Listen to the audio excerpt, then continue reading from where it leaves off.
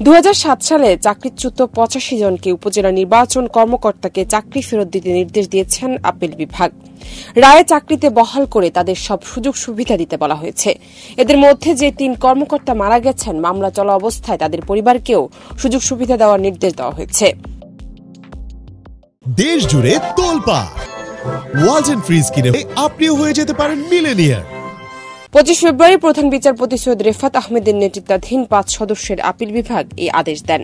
এর আগে গত 20 ফেব্রুয়ারি পৃথক আবেদনের শুনানি শেষে চাকরিচ্যুত 85 জন উপজেলা নির্বাচন কর্মকর্তা পুনর্বহাল হবে কিনা সে বিষয়ে রায়ের জন্য আজকের দিন ধার্য করেন আদালত।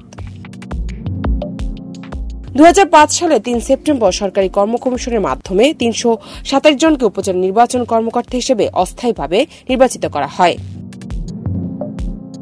4 দলীয় জোট সরকারের সময়ের এই নিয়োগ নিয়ে বিতর্ক ওঠে। 2007 সালে তত্ত্বাবধায়ক সরকার যে 327 জনের মূল্যায়ন পরীক্ষা নেওয়া হয়, তাদের মধ্যে 85 জনকে ওই বছরের 3 সেপ্টেম্বর চাকরিচ্যুত করা হয়। এর বিরুদ্ধে চাকরিচ্যুত প্রার্থীরা মামলা করলে 2009 সালের 23 মার্চ তা খারিজ করে রায় দেন প্রশাসনিক ট্রাইব্যুনাল।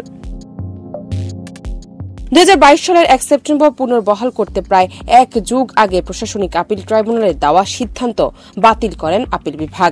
ফলে তাদের চাকরিতে ফেরত আটকে যায়। পরে 2023 সালে আপিল বিভাগের রায় রিভিউ চেয়ে তারা আবেদন করেন। জান্নাত নিপু, দেশ রূপান্তর।